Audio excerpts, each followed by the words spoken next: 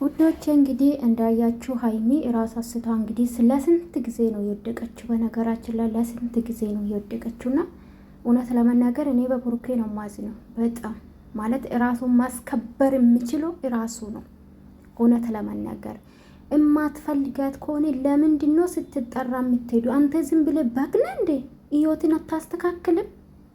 ምንድን ነው? እኔ ቃላቶቹ ስጠቀም ሲያወራ የነበረ ራሱ አስቀይሞኛል። ባይዘዌ ማለት ነው። እውነት በጣም ነው የምወዳችሁ፣ በጣም ነው የማከብራችሁ። አንድነታችሁ ነው እኔ በበኩል የምፈልገው እንድትስማሙ። ግን ነገ ምን እንደሚፈጠር አላቅም። በአሁኑ ግን ከሀይሚ ጋር ነው ማስተካከል የምፈልገው። ካልሆነ ግን የራሴን ውሳኔ ወስላለሁ። ግን ከአንቺ ጋር ያለው ነገ ምን እንደሚፈጠር ምን ማለት ነው? እውነት አንተ ራስክን ህይወት ማስተካከል የምችለው አንተ ነህ። አንተ ፊት ባሰጣት ብትቆጣት ከራስክ ብታርቃት ለምን? እኔ እኮ ጋይስ ይቅርታ አድርጉልኝ ልጆቼ። ሰላም ቤተሰብ እንዴት ናችሁ? ደህና ናችሁ? እኔ ቢሆን ሀይሚ ጀግና ናት። ማርያምን ሀይሚ ጀግና ናት። የእውነት ለመናገር ሀይሚ ግን ከቤቱ ወጥተሽ ሳይሆን ቤት ሆነሽ እሷን እልህ ማስጨረስ አለብሽ ብዬ ነው ማስቡ፣ እንደኔ ማለት ነው።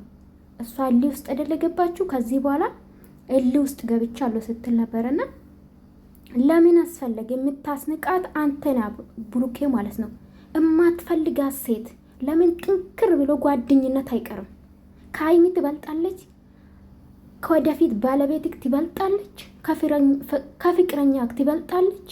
እንዴት ነው ብሎክ የማታረጋት? ለምን አስፈለገ?